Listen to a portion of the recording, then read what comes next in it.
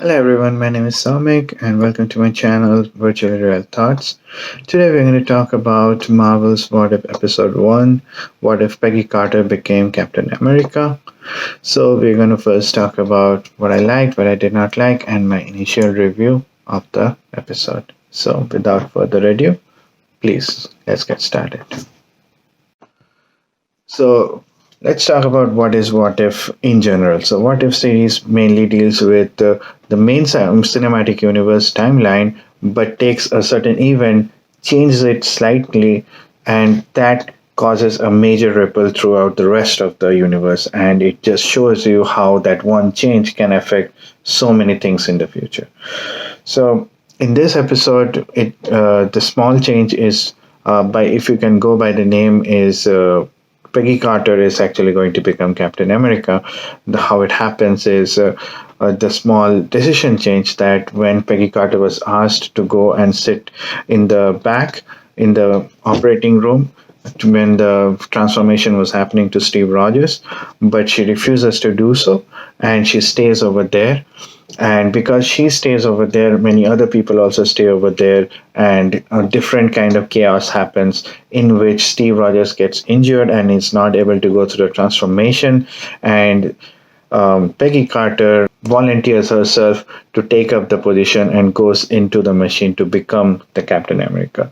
Now, when she comes out, she's bulked up, very similar to how Steve Rogers was. But she is kind of treated similar to how Steve Rogers was treated in the main timeline, as she is not allowed to fight, and she is not even sent on propaganda missions like Steve was. She was kind of benched, and she was told that her blood will be used for further experimentation to create further soldiers. Here, at least, she has her friend Steve Rogers, whom she obviously has a crush over, and he motivates her to keep going. And because of his motivation, she actually works with Howard Stark, gets a shield, and this because she's from actually Britain, United Kingdom. She gets a shield which has the British flag in there instead of the American star, which makes her kind of Captain Britain, who is a different character in the comics, but she's similar to that Peggy Carter, not Captain America, but if you want to call her, she's Captain Carter or Captain Britain. Captain Britain. So obviously, Peggy Carter is way more battle hardy than Steve Rogers. She knows to fight better, and she also is much more proactive in the battlefield.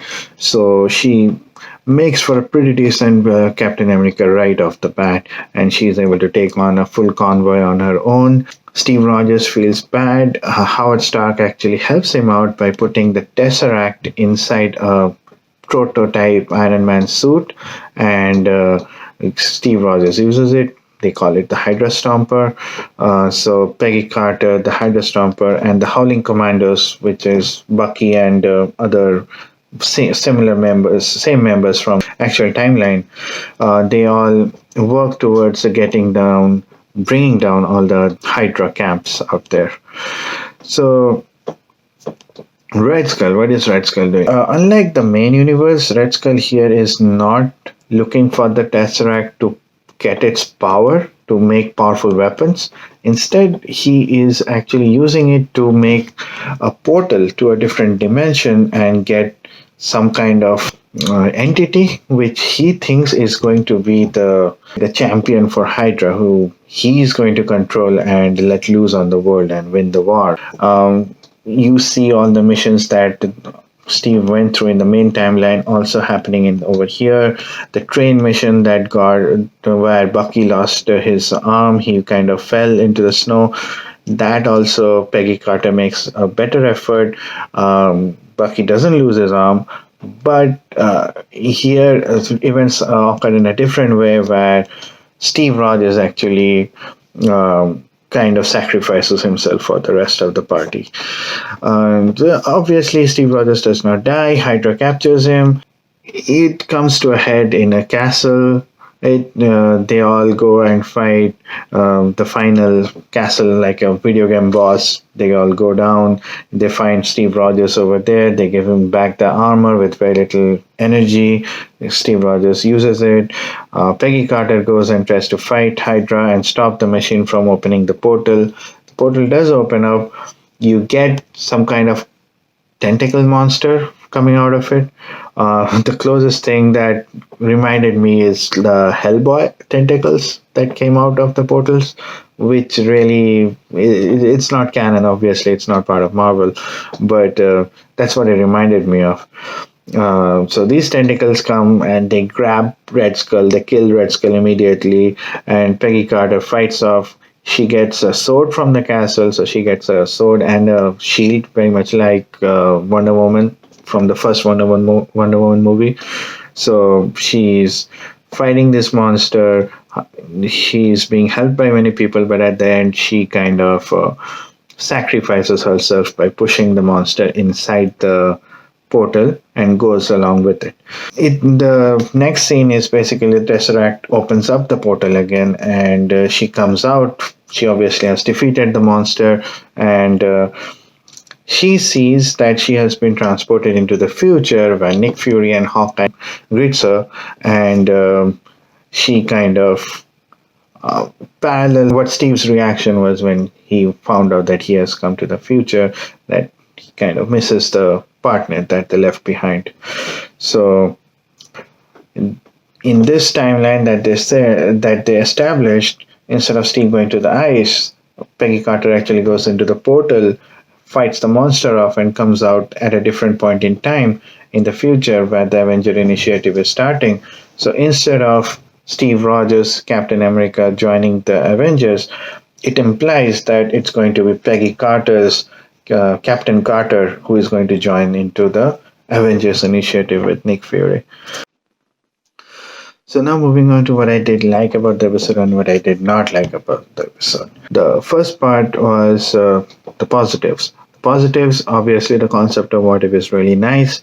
You have seen the story of Steve Rogers, how he becomes the Captain America, how he comes to the future, and that being flipped to become a female.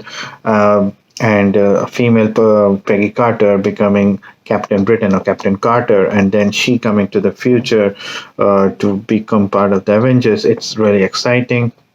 The character of Peggy Carter, Captain Carter, I really like compared to Steve Rogers, mainly because she seems to be more fun, more enjoying the fight rather than Steve Rogers kind of grudgingly going through the things that he knows she has to do because it's the right thing, while Peggy Carter is more, okay, here are the bad guys, let me go and fight them.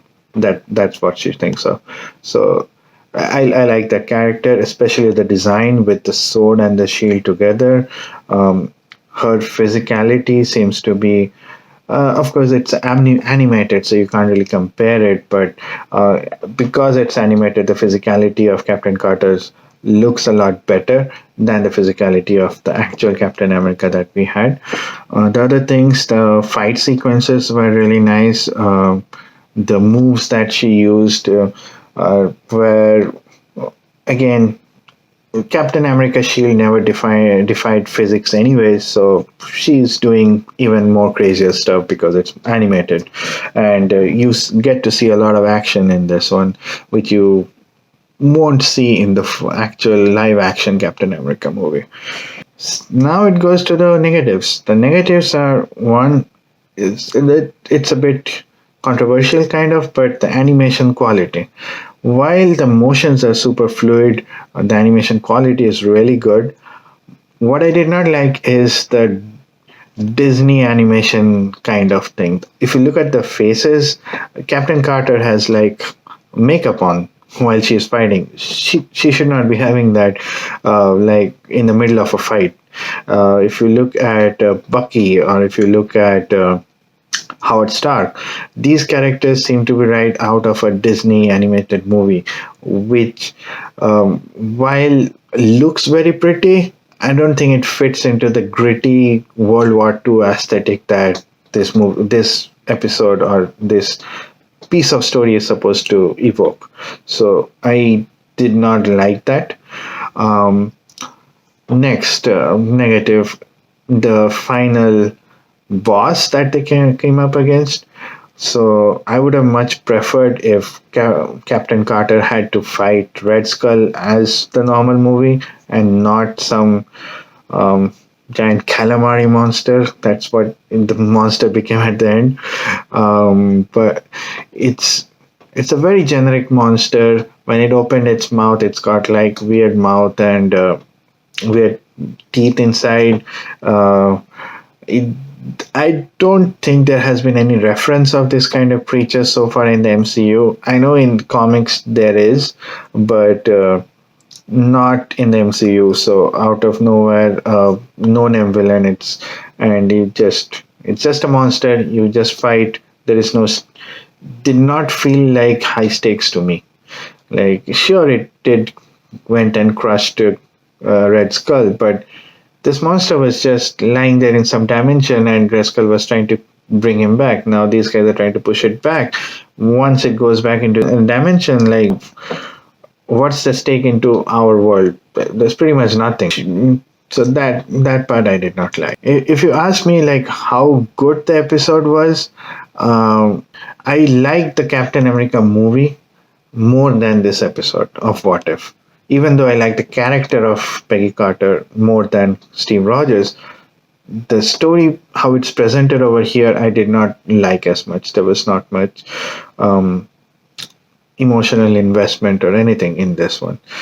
So I would probably rate it like maybe 6 out of 10 just because the character was really good. How she is imagined with the sword and the shield, she looked really good.